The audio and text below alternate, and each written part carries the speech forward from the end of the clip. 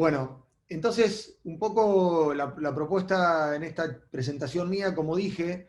es hablar de la cirugía de urgencia en la diverticulitis aguda, fundamentalmente, como decía Aldo recién, en el ámbito de la peritonitis. Y yo también voy a desafiar, digamos, algunos conceptos y obviamente quizás mi presentación va a estar un poco focalizada en algo que en los últimos años dentro de nuestro grupo hemos intentado explorar y muy seriamente y honestamente volcar un poco la experiencia en la literatura que nosotros hemos obtenido con esta modalidad del lavado y drenaje laparoscópico. Como para hacer una introducción, y creo que esto lo mencionó Ernesto cuando hizo la introducción a este webinar, si uno ve, tomando este ejemplo que es un estudio de corte epidemiológico de todo el estado de Nueva York, cuando uno analiza la cantidad de admisiones por diverticulitis aguda que se registran, vamos a ver epidemiológicamente que a lo largo de los años el número de internaciones ha ido aumentando eh, significativamente, digamos, ¿no? A lo largo de las décadas y de los años.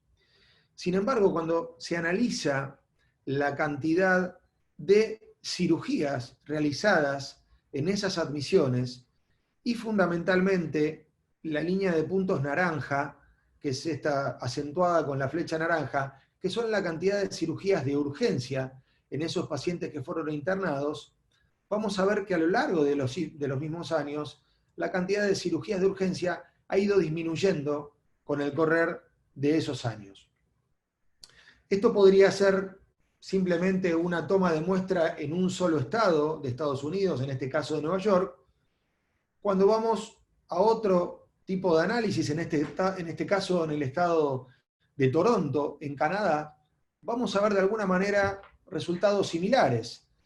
El gráfico de la izquierda lo que muestra es el porcentaje de pacientes que tuvieron que tener una cirugía de urgencia. Y no solo han disminuido en toda la población, en los pacientes menores de 50 años, en los mayores de 50 años, sino que fundamentalmente aquellos pacientes con diverticulitis complicada, con perforación, también ha disminuido el número de cirugías de urgencia en este escenario clínico. Y también lo que muestra este estudio es que la cirugía laparoscópica o las técnicas laparoscópicas, ya sea en pacientes que han tenido un lavado y drenaje laparoscópico o una resección laparoscópica en agudo o un procedimiento de Hartmann laparoscópico, ha ido aumentando al inicio de este estudio respecto al final de este estudio, a lo largo de una década. O sea que el abordaje minoinvasivo cobró claramente una importancia muy, muy importante. Si queremos correr un poco más los límites de esto, vamos a ver que hay algunas publicaciones, como bien se mencionó, creo que Antonio lo mencionó en su presentación, donde incluso pacientes con evidencia de aire extraluminal, o sea, con una evidencia tomográfica claramente de una perforación en el tubo digestivo, han sido tratados exitosamente con tratamiento médico. Obviamente con internación, con tratamiento antibiótico, porque estamos hablando claramente de una diverticulitis complicada con una perforación, pero el escenario de tratar de tener un tratamiento conservador aún en este escenario clínico es algo que ha sido reportado en los últimos años. Incluso fíjense, este estudio, liderado por Roberto Bergamaschi, también del estado de Nueva York, donde pacientes que habían tenido una presentación con una perforación, o sea, con aire extraluminal o un absceso, que fueron tratados con un tratamiento conservador, o sea, sin cirugía resectiva en agudo, una vez superado ese evento, esta población de 107 pacientes fue randomizada a una cirugía electiva, superado el evento agudo, o observación, la mayoría de los pacientes en el 81% de los casos. Lógicamente, aquellos pacientes que fueron resecados en forma electiva, el nivel de diverticulitis recurrente luego de operados es prácticamente muy bajo, 7%, y obviamente aquellos que no fueron operados presentaron un nivel de diverticulitis en un porcentaje mayor. Pero todos estos pacientes ninguno de ellos fue tratado quirúrgicamente. Y a lo largo de los años, la conclusión de este estudio fue que la mayoría de los pacientes que fueron observados con un tratamiento conservador al inicio de una diverticulitis perforada con aire extraluminal no requirió una cirugía electiva a lo largo de la evolución de estos pacientes. Con lo cual, hay cierta tendencia a tratar a estos pacientes en forma conservadora no resectiva y en última instancia que estos pacientes conserven su colon in situ. Esto de algún modo se da porque a lo largo de la evolución de los últimos años ha habido incorporaciones muy pero muy importantes en el tratamiento de estos pacientes que tienen una diverticulitis complicada, con una perforación y con una peritonitis. Y esto está claro en términos de antibiótico terapia, la mejor calidad de imágenes que nos permiten definir claramente cómo es el proceso séptico agudo localizado, ya sea en la fosa ilíaca o a algo más alejado en la cavidad abdominal. La utilización de los drenajes percutáneos que muchas veces nos permiten resolver procesos sépticos agudos localizados, y que eso va a ser tema de la charla de Alejandro en un ratito. Y también los cuidados críticos que nos permiten cuidar, justamente redundante la palabra, pero cuidar mucho mejor estos pacientes que ya tienen compromiso de algún modo sistémico producto de estos procesos. Para circunscribir bien en qué población vamos a tratar o qué población nos vamos a referir, obviamente recién la presentación de Antonio estuvo circunscrita fundamentalmente a los procesos Hinchey 1 y dentro de todos los Hinchey 1A, a lo sumo con algo de inflamación pericolónica, pero, digamos, las conductas que o los procesos que claramente van a tener que definir una conducta quirúrgica en agudo, o sea, en el mismo momento que el paciente es recibido o admitido en la central de emergencias de cualquier institución,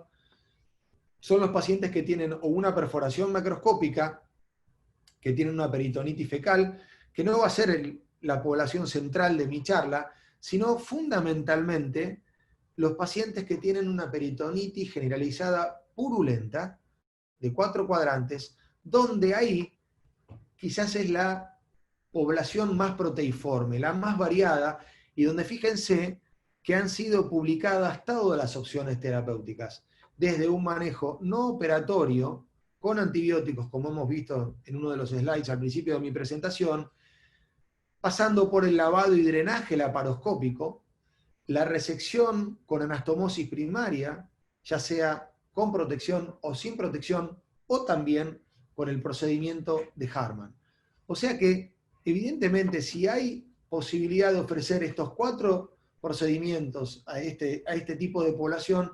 quiere decir que en esto tiene que haber un rol muy importante en la selección de los pacientes, y cosa que para mí esa palabra selección, como también se mencionaba recién, que siempre aparece escondida la palabra selección, y tiene que ver con que uno selecciona la población, uno puede ofrecer distintas alternativas que seguramente, probablemente, le tenga un buen resultado. Entonces, nosotros, vuelvo a insistir, vamos a referirnos fundamentalmente a aquellos pacientes que tienen una peritonitis purulenta de 4 cuadrantes secundaria a una perforación diverticular. En este escenario clínico que acabamos de mencionar, históricamente, las opciones iban desde la operación de Harman hasta la anastomosis primaria, con o sin una ostomía de derivación. Sin embargo, también, clásicamente, la morbilidad y la mortalidad relacionada a estos dos procedimientos siempre ha sido significativamente alta, una morbilidad global de promediando un 50% de los pacientes y una mortalidad descrita hasta un 15% de las veces. Es por ello que a mediados de la década del 90 aparece la opción del lavado y drenaje laparoscópico de un grupo irlandés liderado por O'Sullivan, donde en esa primera experiencia de 25 casos reportados, demuestran los pacientes o reportan una morbilidad realmente significativamente baja del 10% y una mortalidad fundamentalmente también menor al 2%, realmente muy atractiva. Eso hizo que a partir del trabajo de O'Sullivan en el año 86, muchas pequeñas series, todas ellas retrospectivas, y esto hay que decirlo, y esto va de la mano de lo que acabamos de decir recién, que está ligado a una clara selección intraoperatoria de los pacientes, pero decía que estas series han demostrado un bajo índice de conversión a una laparotomía, o sea que la factibilidad de poder realizar el lavado en forma mini-invasiva es muy alta, un porcentaje de fracaso muy bajo, que como vamos a ver ahora, hoy en día no es ese porcentaje tan bajo, no es un escenario real este que estamos mostrando, sí una mortalidad baja, una morbilidad que ronda el 10%, esto también puede ser bastante atractivo y destacable, que es un porcentaje de ostomías de estos pacientes menor al 2% y una cirugía resectiva posterior que alcanzaba cerca del 40%. A ver. Es aquí que yo quiero presentar, después de estas series retrospectivas, cómo en algún momento de esa década nos llamó la atención a nuestro grupo y tratamos de focalizarnos en ver cómo nos iba realizando un lavado de drenaje laparoscópico, que este estudio lo publicamos en el año 2014, pero tratando de hacernos una pregunta muy honesta, que era si era tan efectivo como aplicable. ¿Qué efectividad tenía y qué aplicabilidad tenía en nuestros pacientes? Para eso, uno tiene que tener el universo claro y real de qué población uno está analizando. Y entre el año 2006 y el año 2013, nosotros habíamos admitido casi 500 pacientes por diverticulitis aguda, de los cuales, como muestra la literatura mundial, casi o el 80% habían sido tratados en forma conservadora, con tratamiento antibiótico endovenoso, con internación. Un 75% de ellos habían requerido una cirugía de emergencia. O sea, en menos de 12 horas de admitidos a la institución, debimos abordarlos quirúrgicamente. 16 de ellos directamente en forma abierta por inestabilidad hemodinámica o por distensión o en la combinación de ambos, donde un abordaje laparoscópico no se podía realizar, y realizamos un abordaje laparoscópico en 59 casos, de los cuales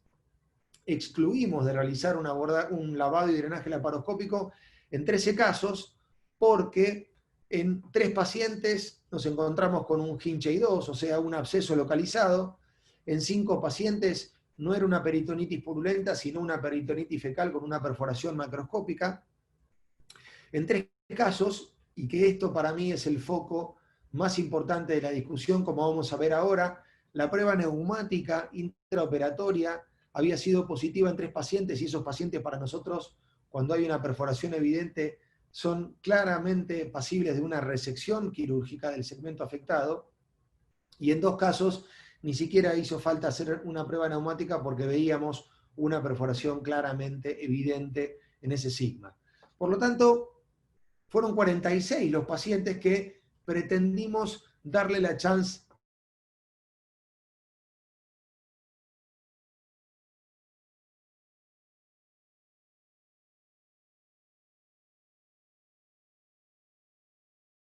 a estos pacientes con una prueba neumática. La estrategia intraoperatoria que nosotros hemos pregonado y descrito es que una vez que hacemos una laparoscopía y realmente constatamos que ese paciente tiene una peritonitis Hinchey 3, o sea, una peritonitis purulenta, lo primero que queremos evaluar es si realmente tiene una perforación macroscópica evidente. Si es así, no hay ninguna duda que ese paciente tiene que ir a una resección, al menos en nuestra opinión, mandatoria. No somos de la idea de pretender cerrar la perforación colónica. No nos olvidemos que no estamos hablando de una úlcera duodenal o gástrica donde la carga bacteriana es claramente diferente a la flora bacteriana colónica. Entonces, en el caso que nosotros evidenciamos una perforación macroscópica, claramente ese paciente tiene que ser resecado. Ahora bien, si no evidenciamos una perforación macroscópica, ese es el punto donde creemos sumamente importante hacer una evaluación intraoperatoria con una prueba neumática, que es ni más ni menos lo mismo que hacemos cuando testeamos una anastomosis colorectal cuando terminamos una colectomía izquierda o una resección de recto alto. Clampeamos el colon proximal, irrigamos la pelvis con solución fisiológica y un asistente a través del rectoscopio insufla a presión la anastomosis bajo agua para testear si hay fuga a nivel del cono sigmoides. Esa es la prueba neumática. Entonces, si esa prueba neumática es positiva y nos detecta una perforación inadvertida, para nosotros ese paciente sale de la posibilidad de hacer un lavado y drenaje y entra directamente para la población que debe ser resecada. Y si la prueba neumática es negativa, ese es el caso en que nosotros ofrecemos un lavado y drenaje laparoscópico sin resecar el paciente en agudo. Voy a tratar de mostrarles y graficarles dos ejemplos de dos conductas claramente distintas. Esta es la paciente más añosa de nuestra serie, es una mujer de 95 años que ingresó a la guardia con un dolor abdominal de 48 horas de evolución. El laboratorio mostraba que tenía 20.000 glóbulos blancos. Rápidamente pusimos una vía, empezamos a hidratarla, le hicimos una tomografía con contraste oral y endovenoso. Fíjense que la tomografía no solo muestra líquido perihepático, sino un nivel hidroaéreo con una burbuja, o sea que claramente esta mujer en algún momento había hecho una perforación colónica, y en los cortes más distales vemos que hay un plastrón sigmoideo con algo de líquido y terasas, con lo cual, luego de instaurar un tratamiento antibiótico endovenoso y optimizarla desde el punto de vista hemodinámico, esta paciente fue llevada a quirófano rápidamente. Y la exploración laparoscópica, que espero que puedan ver la imagen bien y que no se pixele mucho, nos mostraba una peritonitis de 4 cuadrantes, con líquido purulento perihepático, ya algo de fibrina, lo cual nos muestra que el proceso probablemente llegaba a más de 48 horas. Fíjense cuando vamos a explorar la parte pelviana, y hay que destacarlo esto, la exploración tiene que ser muy cuidadosa, y muchas veces se dice que este es un procedimiento que puede quedar en manos de un cirujano no muy formado, y creo que muchos de los fracasos del lavado y drenaje laparoscópico tienen que ver con esto. Si uno no remueve todas las asas intestinales, puede dejar resabios o bolsillos de líquido muy purulento en la parte más profunda de la pelvis que pueden condicionar la perpetuidad de la sepsis luego del lavado y que condicionan el fracaso del lavado. Este es el plastrón sigmoideo. Lo que proponemos hacer, no hay ninguna evidencia grosera, pero hacemos la prueba neumática, clampeamos el colon sigmoides, irrigamos la pelvis, insuflamos el colon sigmoides por vía transanal, no encontramos ninguna evidencia de fuga de ese nivel. En esta paciente dejamos un drenaje en la pelvis luego de lavar completamente toda la cavidad abdominal, y esta paciente con 95 años,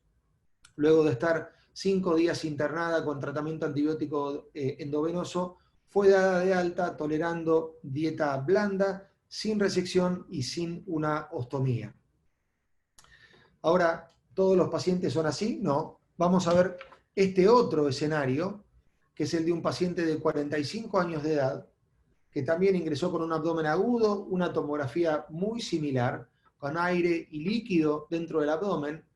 Fíjense que en la exploración laparoscópica ya mostraba otro tipo de contaminación, uno podría decir algo más fecaloide. Sin embargo, tratamos de hacer el ejercicio que yo les propongo, lavar lo más que podamos la cavidad abdominal. Fíjense el volumen de ese plastrón diverticular que costaba realmente movilizarlo, pero tratamos de hacer lo que proponemos. Una prueba neumática en la cual clampeamos el colon sigmoide proximal, irrigamos la pelvis y empezamos a insuflar. Y la verdad que hasta ahí uno podría decir, bueno, la verdad que no se ve ninguna perforación evidente. Sin embargo, si no hubiésemos hecho esta prueba neumática, no hubiésemos visto esta cantidad de aire saliendo, capaz hubiese quedado tapadita con un poquito de fibrina y no hubiésemos advertido esta perforación que sin ninguna duda de no haberlo resecado a este paciente hubiese condicionado un fracaso de esta estrategia de lavar y drenar a estos pacientes. ¿Cuáles fueron los resultados en esa oportunidad de nuestra serie? Bueno, de los 46 pacientes en los cuales quisimos ofrecer un lavado y drenaje laparoscópico, en 2 pacientes no pudimos porque la verdad que la distensión abdominal de las asas de delgado no nos permitía hacer un lavado adecuado de toda la cavidad abdominal y en 2 casos tuvimos que convertirlo. Sin embargo, en 44 pacientes pudimos hacer un lavado completo de la cavidad abdominal con pruebas neumáticas negativas, y este es un punto también controversial que tenemos que discutir, en donde en 39 casos todos resolvieron la sepsis, fueron dados de alta sin la necesidad de realizar ningún otro procedimiento, pero experimentamos 5 fracasos, ¿sí? Esto es lo que condiciona un 85% de éxito del lavado, ¿sí?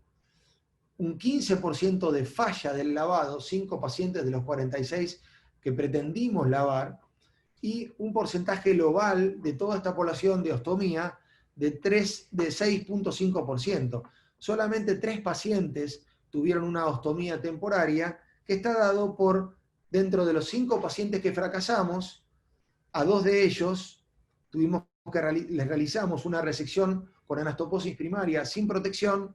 En 2 casos realizamos una operación de Harman, dado el compromiso séptico peritoneal, y en un paciente hicimos una resección primaria con anastomosis primaria que protegimos con una ostomía. Y acá están los 3 pacientes que tuvieron que tener una ostomía de forma temporaria. ¿Ok? Ahora bien, si uno ve qué es lo que está publicado a 2020, tanto la Sociedad Americana de Cirujanos Colorectales, como vamos a ver ahora las guías europeas, vamos a ver que respecto al lavado y drenaje laparoscópico dicen que justamente en una peritonitis purulenta se prefiere la resección, o sea, la colectomía por el lavado y drenaje laparoscópico,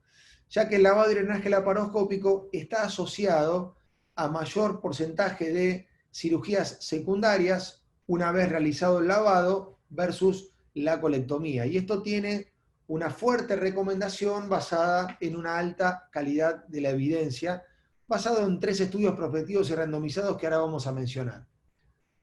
Las guías europeas publicadas recientemente parecen ser un poco más benévolas, porque dicen que el lavado y drenaje laparoscópico, en casos seleccionados, y vuelvo a remarcar la selección de los pacientes, y que para nosotros la selección tiene que ser intraoperatoria, una vez que uno está con el laparoscopio dentro del abdomen del paciente, dice que puede ser realizado en casos seleccionados y que alternativamente la resección puede ser recomendada. Entonces yo lo que quiero destacar es que estos statements, tanto de la sociedad americana como de la sociedad europea, se genera en base a 3 estudios prospectivos randomizados, que ustedes conocen seguramente. Uno es el LADIS, otro es el SCANDIV y otro es el DILALA. 2 de ellos terminaron mostrando resultados adversos al lavado y drenaje laparoscópico, el LADIS y el SCANDIV, y el DILALA mostrando resultados que favorecían la conducta del lavado y drenaje laparoscópico. Sin embargo, cuando uno analiza el porcentaje de control de sepsis y el porcentaje de pacientes que resolvieron la sepsis, que fueron dados de alta y que no requirieron ningún tratamiento adicional, incluido los 2 estudios que tuvieron resultados adversos comparándolos con la resección, vamos a ver que tanto el LADIS como el SCANDIV tuvieron un 80% de control de la sepsis, lo cual, a mi modo de ver, es un porcentaje significativamente bueno o alto. Vamos a ver algunas cosas analizando estos 2 estudios. Cuando uno analiza el estudio LADIS, ¿sí? Vamos a ver que el estudio LADIS, que randomizó 90 pacientes, de los cuales la moneda dijo 47 se van a lavar y 43 se van a resecar, algunos con Harman y algunos con anastomosis primaria.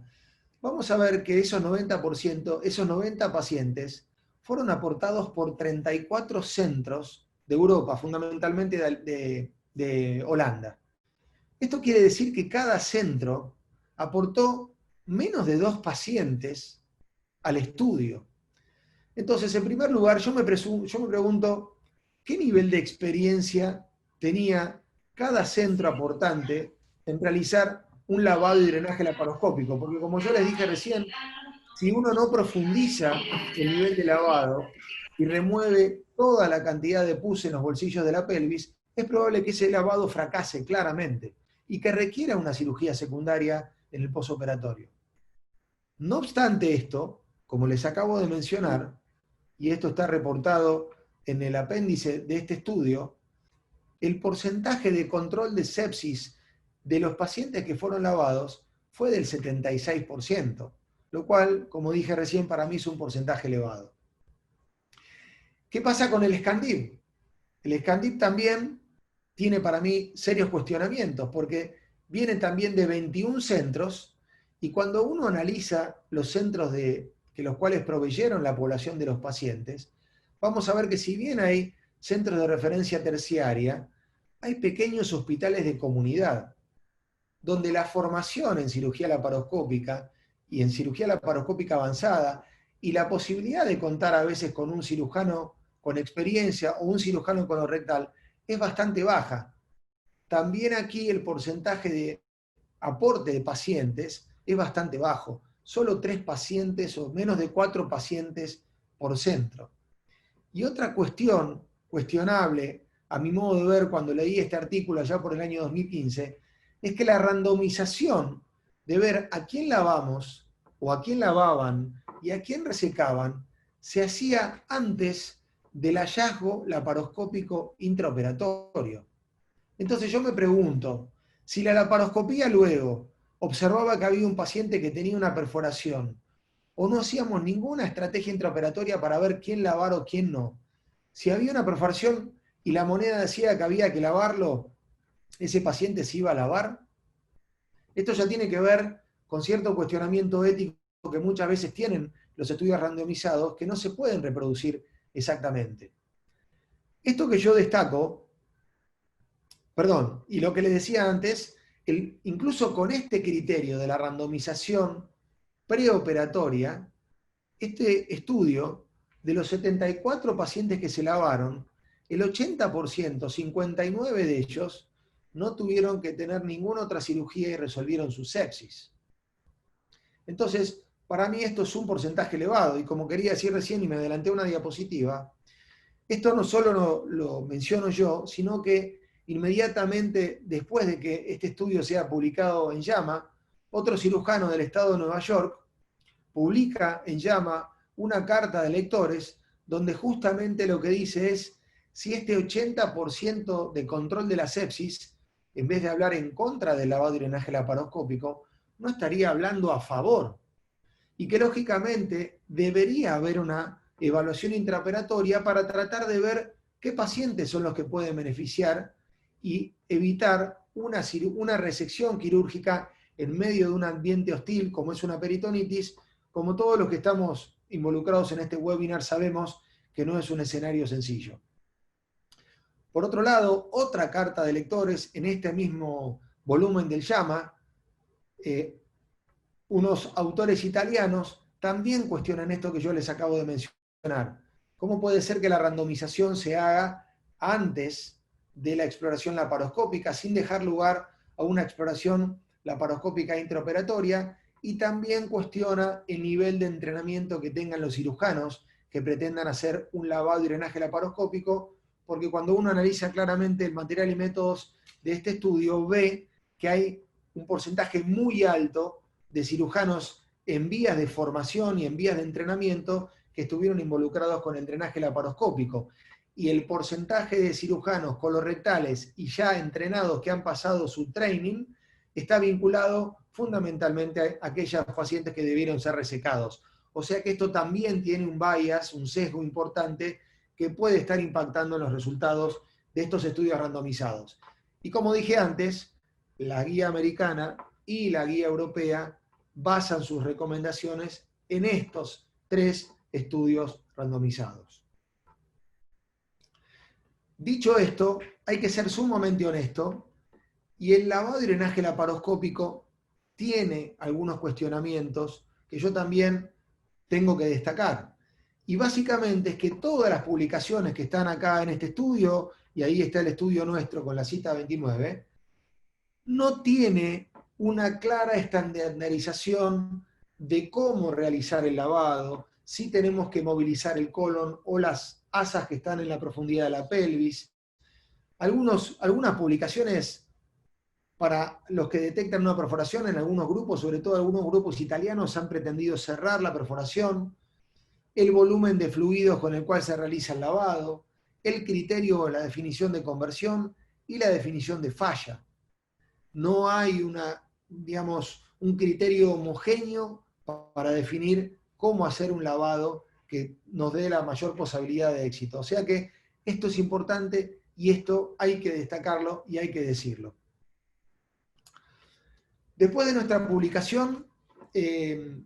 formamos parte de este estudio que nos convocó Gian Andrea Vinda, de un grupo italiano muy serio, y está Roberto Sirocci también, que han focalizado mucho el estudio de la diverticulitis agudo en un montón de publicaciones que pueden verse reportadas, y nos convocaron a aportar nuestra serie, que en el año 2008 fuimos el grupo de alguna manera que aportó la mayor población a este estudio multicéntrico, aportando 66 pacientes. Y también, acá hay que destacarlo, esto podría reflejar un escenario un poco más real. 24 centros de Europa, solo uno latinoamericano, que era el grupo nuestro, donde se tomaron 212 lavado y drenaje laparoscópico, y donde, viendo la población de cada centro, el control de sepsis general fue, diría, más real, de un 74.5%, de un 75%. Lo cual nos está hablando también de un porcentaje bastante alto de control de la sepsis y de pacientes que no requirieron una cirugía posterior por perpetuidad de su sepsis u otra maniobra quirúrgica para controlar la sepsis. Una morbilidad de 33%, un índice de recuperación del 13% y una mortalidad realmente baja. Y cuando hicimos un análisis para ver cuáles eran los factores asociados que podrían haber tenido incidencia en el lavado y drenaje, vemos que un porcentaje del Mannheim Peritonitis Index, el MPI, mayor a 24 hablaba de que el lavado iba a fallar. Pacientes con ASA 3-4 también mayor posibilidad de fracaso. Antecedentes de diverticulitis previa también podían fracasar. Y obviamente la identificación de una perforación colónica, lo cual obviamente ese paciente hay que sacarlo de la posibilidad del lavado y drenaje laparoscópico. Cuando uno revisa la literatura, vamos a ver que también puede haber miradas a favor y miradas en contra. Hay algunas revisiones sistemáticas o metaanálisis que hablan a favor del lavado y drenaje laparoscópico. Hay algunos de ellos que dejan los resultados medios poco claros y en el medio. Sin embargo, como decía, hoy en día no tiene mucha prensa. La mayoría de los estudios, y vuelvo a insistir, basados fundamentalmente en estos 3 estudios prospectivos y randomizados, terminan diciendo que obviamente el lavado y drenaje laparoscópico tiene mayor compromiso séptico postoperatorio y hay tenido que ser más veces reintervenidos luego del lavado y drenaje laparoscópico. Entonces, bueno, algunos hablan a favor, algunos hablan en contra, y a veces depende de dónde viene la mirada, o algunos sesgos que pueden tener la mirada, el resultado final puede ser diferente. Vamos a, para terminar la charla, mencionar lo que parecería hoy en día ser lo que tendría que hacerse, que es o una resección primaria, o digamos, una cirugía resectiva, ya sea con anastomosis primaria, con o sin protección, o una operación de Hartmann. Y vamos a ver esta revisión sistemática y metaanálisis recientemente reportada, que cuando comparamos la resección con anastomosis primaria versus la operación de Hartmann, vamos a ver que en términos de complicaciones mayores postoperatorias no hay mucha diferencia. Ninguno de los dos se ha sacado ventajas. Tampoco en términos de mortalidad postoperatoria entre uno y otra población. Vamos a ver que, y esto es lógico, que al cabo de 12 meses, cuando comparamos la operación de Hartmann y la resección con anastomosis primaria, es lógico que esta segunda, la anastomosis primaria, al cabo de 12 meses tenga un porcentaje significativamente mayor de estar libre de una ostomía, porque cuando uno realiza una anastomosis primaria, o no protege, o si protege, es mucho más fácil cerrar una ostomía que reconstruir un tránsito luego de una operación de Hartmann. Y hay un montón de evidencia que habla que obviamente aquellos pacientes que tienen un Hartmann, el porcentaje de aquellos que quieren volver a reconstruirse es bastante variable y a veces es bajo.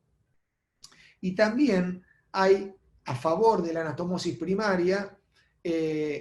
menor complicación, mayor posoperatoria cuando se tiene que hacer la reversión de la ostomía. Claramente por lo que mencionamos recién, tiene mucha menos morbilidad asociada cerrar una ostomía en asa que quedó protegiendo la anastomosis primaria versus una reconstrucción de tránsito luego de una operación de Hartmann. Ahora bien, veamos este otro estudio, también recientemente publicado, que compara la cirugía de urgencia, esta revisión sistemática, y vamos a ver que cuando uno analiza, comparando la resección con anastomosis primaria versus la operación de Hartmann, vamos a ver que en términos de morbilidad no hay mucha diferencia, en términos de morbilidad acumulada tampoco hay mucha diferencia, tampoco hay mucha diferencia en términos de mortalidad, perdón, sí, en términos de mortalidad en este estudio de Constantinis sí hay una diferencia a favor de la resección con anastomosis primaria, lo mismo que en el estudio de Sirochi. Entonces, esto es lo que está mostrando de algún modo, y vuelvo a lo que dije al principio de la charla, que la selección intraoperatoria es clave. Y después que uno evalúa intraoperatoriamente, estará el paciente que indudablemente, por compromiso sistémico, por compromiso de infección peritoneal, va a tener que terminar en una operación de Hartmann. La evaluación intraoperatoria muchas veces nos va a permitir hacer una resección primaria con anastomosis,